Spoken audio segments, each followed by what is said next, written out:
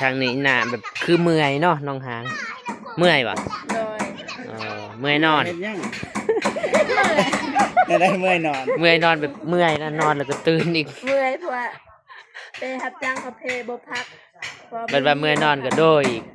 คือว่าเมื่อยเฮ็ดเวียกข้างกระพักมื้อนี้น้องสลีกระพักมื้อนี้โดยเป็นเมื่อยดีจะได้จะว่าจะสั่งกลับไปลายมือสิ่งที่ว่ายังขาดเรือหรือว่าบ่พอเนาะนั่นก็คือไม้เส้นไม้ตรงประมาณ30โตเนาะ30เซนไม้ตรงนี่แหละไม้สิเฮ็ดโค้งแล้วก็สิแอมเพื่อนบ่พอประมาณ30เนี่ยแล้วว่าถ้าหากว่ามีผู้ใหญ่ใจบุญหรือว่า FC ที่ว่าอยากจะซอยเรือหรือว่าสมทบซื้อไม้บ่าวพลก็ยินดีต้อนรับหรือว่าสามารถติดต่อหาบ่าวพลหรือว่าทีมงานเนาะสายบุญเราตัด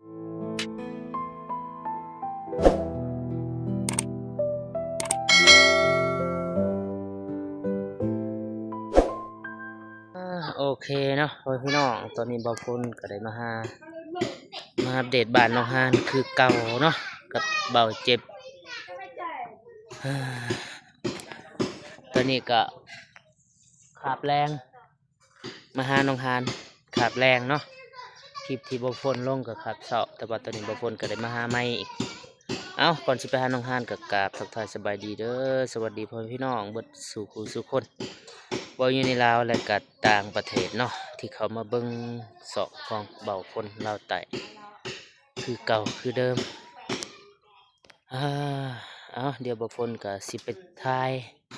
หรือว่าไปอัปเดตบาทน้องฮานคือเก่าคือเดิมพี่น้องเพราะบ่าวพลก็บ่ได้ไปใช้น้องมื้อนี้ก็มีแต่ซุ่มใส่เฮือนน้องฮานมื้อนี้ไปจะได้ก็ไปเบิ่งไปชมนำกันนะพี่น้องโธ่น้องฮานใส่หมวกแบบเท่ๆ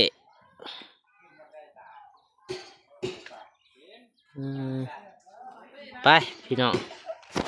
ไปเบิ่งไปชมนำกันตอนนี้ก็แรงๆเนาะสีแรงๆแหละประมาณ4-5 โมงนี่แหละทางสร้างเพิ่นก็สีเกียมเดินทางเมื่อไปใส่ละพวกกันพวก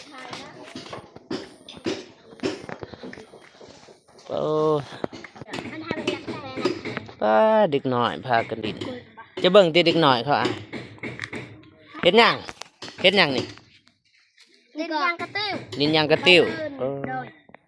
ตอนบ่ฝนยังหน่อยบ่ฝนก็เคยหลิดเนาะเบิ่งหันยิง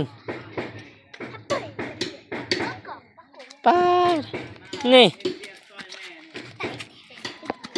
ทางพุ่นกับพี่สาวน้องฮานผู้สาวแบบบนผู้สาวเนาะพี่สาวน้องฮานคนนี้ก็เป็นลูกลูกน้องนี่แหละ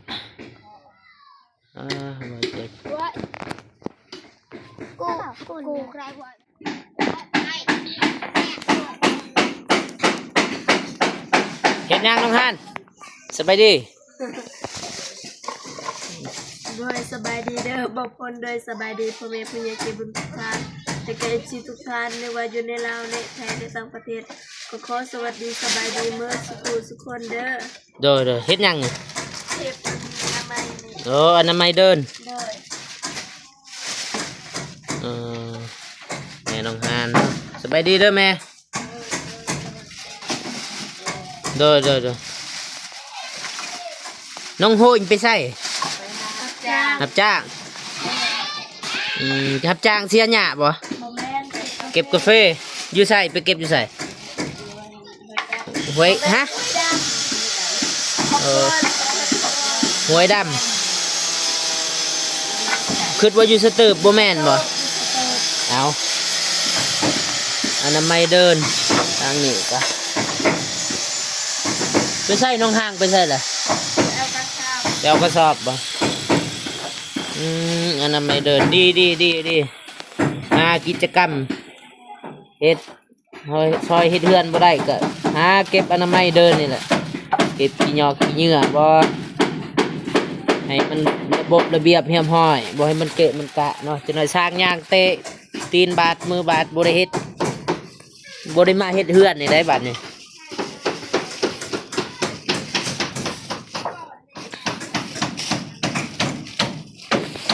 สบายดีเด้อบ่เจ็บทีนี้ถือว่าสบายดีสบายดีสบายดีเด้อ อยู่ดีนะสบายดี เด้อเด้อ สิบวันเสาร์ อยู่ดีวะเก้าใน10 9 ใน 10 ถือว่าดีระดับหนึ่งอยู่ บ่ ดีตัว10ปะนะ รับถ่ายเพิ่นนะ9 ต่อ 10เต็ม10ให้ ดีกว่า10ปะนะดีตัว10 ขึ้นมาเก่า น้องโอนไปทำงานบ่ นี่ก็เรียบร้อยแล้ว ดีแล้วไปทำงานจะได้เดือนจานแล้วก็พอได้มีเงินคืนเดือนเนาะผมไว้ ขึ้นบ่ใส่เงินเนาะขึ้นแบบยางแตกแตกตอกแตก ใส่เงินนะ ยางตามคันไดก็หอดเลย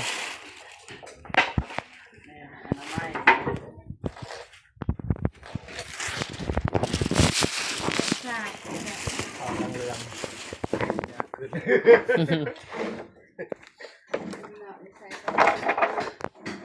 ว่าเอามือตัดเนาะถ้าบ่เจ็บแล้วมีตัดแล้วตัด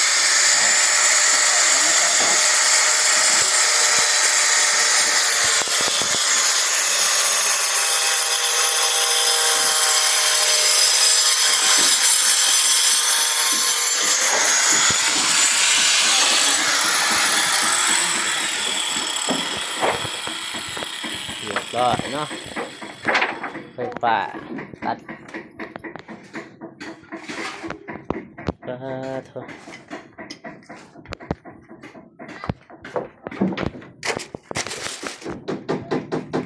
เก็บไม้เอาไปตั้งเอาไปตั้งไฟก็ได้เด้มันฮอดยามหนาวแล้วก็ตั้งไฟปิ้งไฟได้ตอนเช้านี่อากาศหนาวๆไม่ต้องเป็นทิมฮะได้ได้ว่าไม้อันนี้นะไม้ตัวเรือนี่ไม้เซตนี่นะเอาไปดังไฟยามเช้าพวกแมนมันหอดยามหนาวเลยเด้ ฮอดแล้วบ่ยามหนาว หอดแล้วยามหนาว ลองห้องเพลงเพลง เพลงอะไร นี่แหละหน้าหนาวนี่ หนาวโบจักเด็กบเคยฟัง แพงนี่ไง จักแต่หนาวมันหนาวหัวใจ ข้างในก็กัจราสบายดีเด้อ สบายดีทุกแรง เจ้าหน้ามาห้องซอยแล้วนะเสียงดีนะของผมนะ บ่นะสู้ๆเศร้าหน้านะเสียง เจ้าหน้ามาห้องซอยนะ กับผู้บ่าวสาวหนะได้ผู้หนึ่งมือขึ้นเรือนน้องบองอันเห็นเราห้องเพลงอยู่ ไอ้พวก บ่ผู้หนึ่งอีก ผู้ใด ผู้หนึ่งอีก ใส่ชุดดำคนน่ะจะไหนขึ้นบ้านน้องฮานมันเถอะมาหอดจอดเทิงคือกันเลยน้องฮะ เสื้อว่าน้องหาดต้องมา แน่นบางเทื่อน้องฮานเซินอีกเด้ เราก็ได้เป็นหมูกับต้องงานนี่ต้องงานน้องสลีมาแน่นอนเนาะลัดมา เห็นรถแล้วก็โดดเลย ร้อยแต่กบควงเลยบริเสียคนย่านแต่คนนี้มันจะ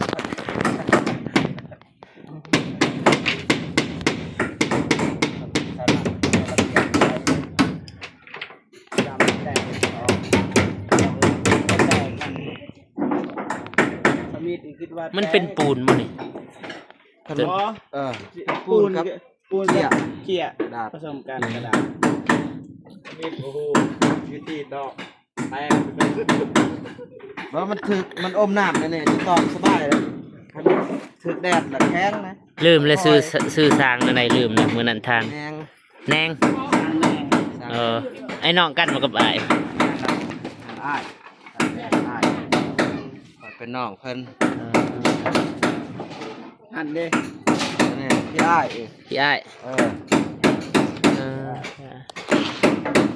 หน้ายักค่ายกันเนาะไอ้ายอะไรพี่ไอ้ายก็น้อยกับบุคายซ้ำไอ้ายกับไอ้แดง บุญอย่างละบุญเพสันติวาส จะพอกันโอ้จะเป็นพี่อ้ายเด็กน้อยอยู่บ้านเมืองใดสารวัตรเมืองละครเพ่งโอ้ บ้านหยัง บ้านเพ่งใหญ่ โอ้อยู่หั่นแหละโอ้ บ้านใดนะ เมืองฮูอยู่บ้านบ้าน อยาก เออ ไปเที่ยวไปถ่ายคลิปมีบอกเคสแบบนี้มีครับมืดบอกแมนหรือว่ามันมีน้อยเคสนั้น ได้กับน้อยมีกันหลายได้มันก็มีพวกอยู่เขตป่าเขตดง เคสป้าเคสโด่งในเขามีเรื่องสร้าง เงินเนาะ สบายดี โดยสบายดีบ่พรโดยสบายดีเป็นใจบุญทุกท่านหรือว่าอาชีพทุกท่านหรือว่าอยู่ในลาวในไทยและต่างประเทศขอสวัสดีสบายดีเด้อ เฮ็ดหยังนี่ เก็บอนามัย อยู่นี่ก่อนบ่เผายางที่สำคัญเพราะว่า FC หลายคนบอกบ่พลให้มาถ่ายน้องหางแน่เพิ่นว่าเพิ่นอยากเห็นหลายๆคอมเมนต์บ่พลก็ได้อ่านแต่ก็มาถ่ายเจอเทื่อน้องหางก็บ่อยู่เนาะไปรับจ้างไปเฮ็ดเปียกนี่แหละ โดย สาเหตุที่ว่าบ่ฝนกับบริไทยแต่ว่าเมื่อมาตอนแรงนี่มื้อนี้เห็นน้องหางก็ได้ซอยครอบครัวเนาะเมียนอันนี้เมียนใหม่เศษขี้หยอกขี้เหงื่อนี่ได้เก็บจะไปขายบ่ขี้เหงื่อหันหรือว่าสิเก็บ ไพ่สิไปขายไพ่ซื้อที่เนี่ย ซื้อบ่ฝนซื้อ ของมาเซอร์ เอาติขี้เหงื่อใหม่หันเอาเบิดสอบ1,100ที่ไปดังไฟ ได้700,000 มื้อนี้บ่ได้ไปใช้บ่ บ่ เป็นหยังคือบ่ไป ซัก มื้อ ถุ นี้ งเสื้อเม่นถุงเสื้อไปลายมือเลย โอ้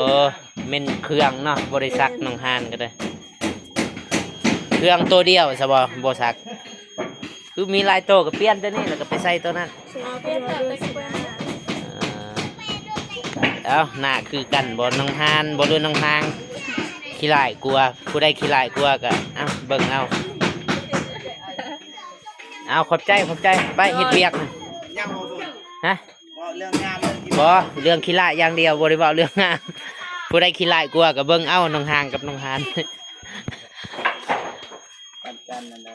เนาะ ขี้ลายปันกันว่า ประชาชนแล้วบรรณาเฮาเนาะ บางคนก็บ่จักสิทายเนาะพี่น้องเพราะว่าตอนเช้าเขาก็มาทายแหละทายเล็กๆน้อยๆนี่นะก็ทายบรรยากาศอยู่เฮือนน้องฮานหรือว่าน้องฮางเนาะสบายดีไหมเท้ามือหนึ่งเป็นยังมือหนึ่งฮะ คือยังสิไปใช่ไหมเท้าสิไปใส่โดยช่องมือได้แล้วมั้ย เงิน 10,000ไปซื้อหยัง คือไก่ ไก่10,000 ไข่ ไข่ว่าไก่10,000น้องสรีอยู่เฮือนบ่ หยั่งอยู่เลย เก็บนอนสนีมันนี่เหรอเจ็บตีนเจ็บมือ ไป1 มื้อ ไปเก็บกาแฟบ่เออ มื้อนี้บ่ได้ไป ไปบุกน้องสรีไปบ่เจ็บ ซื้อไป เดี๋ยวนี้เนปอีกบัดนี้ เงินตกเต็ม แม่เฒ่าน้องสรี ไป เนาะ ซื้อไก่บ่ไม่เท่า ลูกไข่ ลูกไข่ ลูกไก่ ลูกไก่ไข่ ลูกไข่ น้องสนีอยู่เงินบ่หรือว่า ย่างอยู่เลย ยัง ไปบุกบ่เจ็บ แต่นายเราให้ บ่หายดอก ไอ้สิไปหา บ่คนหมายภาษาเฮาเอิ้นไปบุกนะไปหาเพิ่น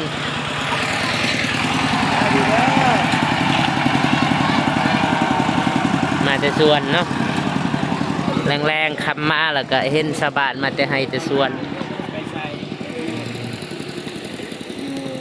ตลาดบ่ได้ไปใส่ ขี้ขาดเนาะน้องหานบ่ น้องห่างยังน้องโหนอยากไปรับจ้างมันบ่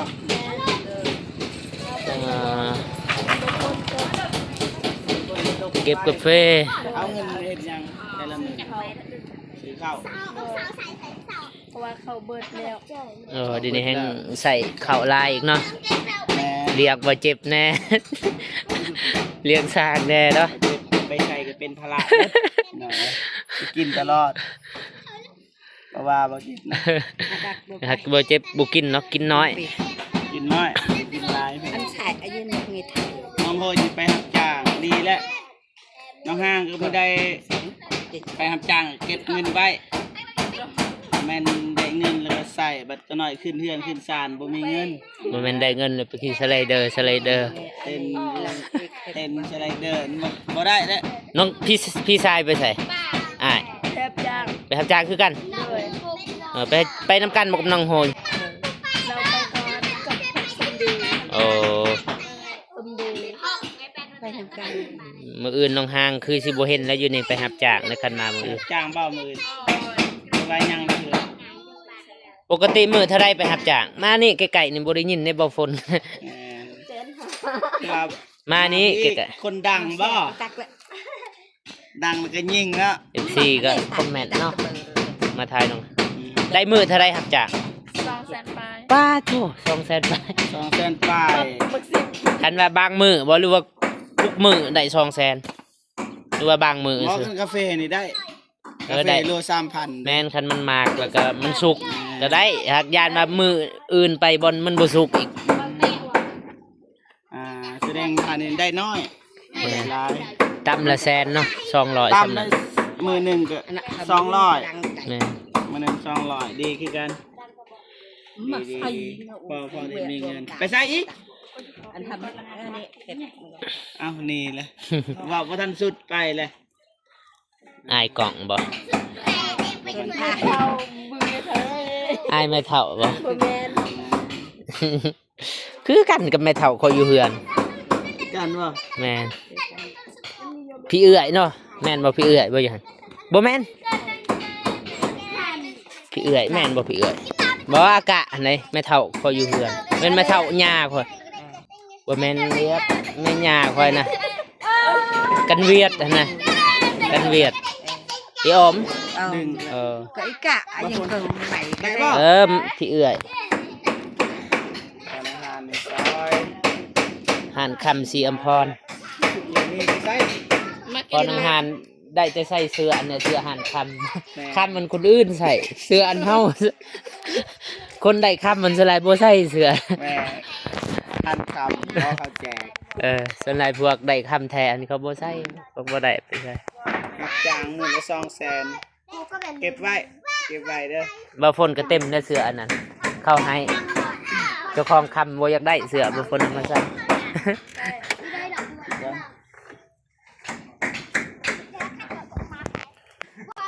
ทางนี้หน้าแบบคือเมื่อยเนาะน้องหางเมื่อยป่ะ โดย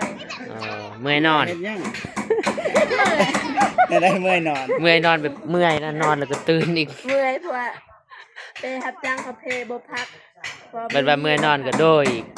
คือว่าเมื่อยเฮ็ดเวียก ข้างกระพักมื้อนี้ โดย น้องสลีกระพักมื้อนี้ โดยแต่มือนี้ จะได้จะว่าจังซั่นก็ไปหลายมื้อได้ไปสิฮู้ก็ได้ไปหาเนาะน้องก็ไปตลอดไปรับจ้างคันบ่ไปรับจ้างก็บ่มีหยังนะ อือ น้องหาได้อยู่ช่วงนี้ หรือว่ามื้ออื่นไล่ว่าน้องหานเป็น ไล่ก็ไล่ไป พอได้ซื้อของกินของยากให้ช้างแน่นะไปแต่ละมื้อ บ่มีแนวกินแนวอยากเอ้ย สิถาบ่ฝนก็บ่เจ็บโอ้บ่มี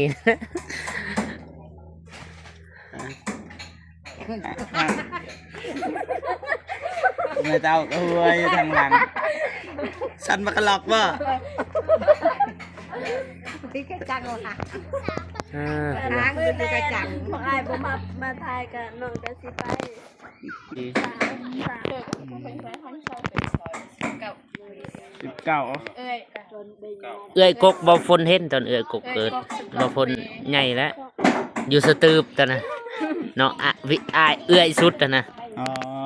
ประมาณ20ปีนี่แหละประมาณนั้นแหละบ่จื้อปานใดแต่ว่าบ่ฝนเห็น มาฝนจักปีแหละ 27ตอนนั้น 7ตอนนั้นอายุ7ปี สิแม่นแหละ แล้วก็ไปเบิ่ง แม่นแบบเห็นแม่เพิ่นเจ็บท้องนะตอนนั้น อ๋อคิดว่าไปเบิ่งต้นเกิ ก็ ด เจะเห็นแบบเข้าไปมุงไปเบิ่งหั่นนะบ้าน อ๋อแบบมุงไทยบัตรนี่ บ่ ไปดูอะนะไปเบิ่งหั่น อ๋อ นะ ไปดู เขาหุ่มไปเบิ่งหั่นนะแบบโอ้เราเจ็บท้องเราสิเกิดลูกเขาว่า อ๋อ เขายังน้อยเขาก็คงฤทธิ์อยู่กับหัน เจ้าก็แล่นวันนี้นะ แม่นเบิ่งพวกนี้บ่เห็น โอเค ซีเมนต์มาเกิดอยู่บ้านทองไว้ บ่หูแล้วจะกล้วยนะเป็นยัง สิได้คลิปตลกเลยตัวนี้บ่แม่น ตลกนะจากสีไทยยังนะอัปเดตแต่ว่าอายเพิ่นเฮ็ดได้ทางนี้อย่างที่ทางนี้บ่ทันตังลูกตังนะ ข้างนอก ยังหน่อยเดียวนะห้องเดียว ข้างนอกก็ นี่ ซื้อลูกติ่งลูกเข้าใจว่าคำว่าลูกติ่งนี่เฮาต้องใส่ต้องใส่โตอยู่ลุมอีกแล้วก็มีเส้นแล้วก็อยู่เทิงก็มีซองเป็น3เบิ่งนี่3เบิ่งนั่น3เบิ่งนั่น3ว่าเฮาต้องซื้อลูกติ่งอีกหัวงบ20,000ขอบอก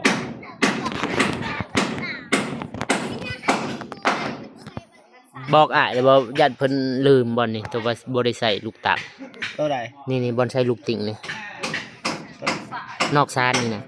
อ๋อใส่ลูกติ่ง อันละญาติอ้ายแล้วไล่กับตัวนี้ บอก 30เราคิดว่าสิใส่ลูกตักนะเส้นตัก เพราะว่าทางบันไดเฮาก็ใส่บันไดนี่2แล้วบันได2ทางนี้อีกแต่ว่าเฮาต้องตัดเท่านั้นไม่ได้ว่าคืออธิบายให้ไอ้สางไล่ใหม่บ้างไอ้ ประการพิษมันแหละไปมันคนอื่น ยังคือเก่าอยู่30 แล้วแหละจะเฮ็ดมันยังหลายคือจังซี่แล้วมันบ่พอมันกระเทินมาตกห้องนี้มันกระเทิน5เส้นน่ะนี่ก็50แหละ 10 ก็ไล่ทางนั้นอีกกันได้ลงอีก ก็13 13สุดใจน้องสิซื้อเท่าไหร่ก็ซื้อกันน้องอ่านว่ามันพอแล้วก็บ่เป็นหยัง บอกว่าความหมายที่เฮาจะถามคือเฮาไอ้ว่าบันไดพอดีเฮาก็ไล่บันไดพอดีเป็น13อีกอย่างอีกนะ อยาก ทาง ราย ด้าน ละ นี้ เอียด นี่ทางนี้นี่เท่าไหร่เบื้องนี้3เบื้องนั้น3เบื้องนี้3แม่นบ่ แม่นทราบแล้วก็สิเทิงนี่เด้จะบ่ตีบังตาบ่ใส่ใหม่บ่ อ้าวคือแล้วซั่นเฮ็ดบางตาอีกเนาะ แม่นบังตาขอบตายเด้เฮ็ดขอบมันอีกเด้ขอบ 30เนาะ แม่น ซื้อมันบ่พอก็ยากน้องอีกคือเก่าอะนะ ทางนี้ก็บ่อยากให้มันฮอด30เพราะว่างบบ่อยากมีแล้ว จักสิเฮ็ดแล้วเนาะกันว่า แบบเฮาเฮ็ดแนวใดก็ได้ให้มันประหยัดงบนะแต่ว่างบพอบ่ก็ได้จะพอแล้วสว่าพอก็ถ้ามี FC จักซอยก็ฮับคือเก่าแหละ สำหรับมันบ่พอก็สร้างกระยุทธ์คือกันนั่นแหละเฮ็ดให้มันเฮ็ดบ่ได้ถ้ามันบ่พอเราบ่ให้หยุดเห็น 30เนาะ อื่นไปกับบ่าวฝนไปเบิ่งใหม่ไปบ่ อยู่ใส่อยู่ให้แต่ง และหาแต่งในเมือง เด้อ เอาเครื่องเลยเพราะว่ามื้อนี้ก็บ่มีรถไปนะก็เลยบ่ได้ไปบ่าวฝนก็บ่มีรถให้ไปรับอีก มื้อนี้บ่แม่นมื้อนี้ รถหายเบิด บ่มีเกียงเลยอยู่เฮือน 4-5 คัน 6 คัน 7 คัน หลายโพดเว้าเสียว บ่รถจักรนะรถจักรรวมกับรถใหญ่เอา มี รวมเบิ่ง แตรถห่างรถเพยัน รถหางเพราะว่าบ่คิดได้เด้จูน้องเพิ่นไปโรงเรียนเด้ เพื่อนน้องบองที่80ใหม่นี่ 80 ตรงแม่น ชมิดเฮาซื้อเท่าไหร่บ่ฝน ไม่ตรง ไม่ตรงสั่งเท่าไหร่ บ่จือได้บ่ 40เท่าไหร่สั่งน้ำอ้ายนะ 44บ่ โอ้ใหม่นี่บ่ แม่น 4ได้มา48 แม่น48แล้วก็สั่งต่อให้มันได้80คือเก่าเลยนะ 80ก็ว่าหลายโพดอีก เอาละรวมกับตัวเก่านะ ลองกับตัวเก่า แม่ แม่น สำนันแล้ว พอ 80 บ่ฮอด 70บาทก็ การนะ38 68 แม่ แม่78มันจะเอาตังค์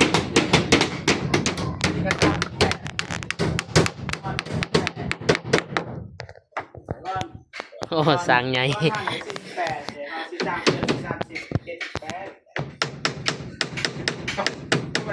สร้างใหญ่เด้อตัวให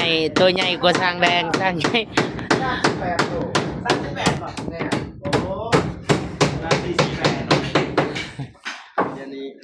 เ กันงงคือกันแล้วเจ้า ข้าวแซ่บ 38โต้นี่ทางนี้ก็ขึ้นมา18เซนเด้อ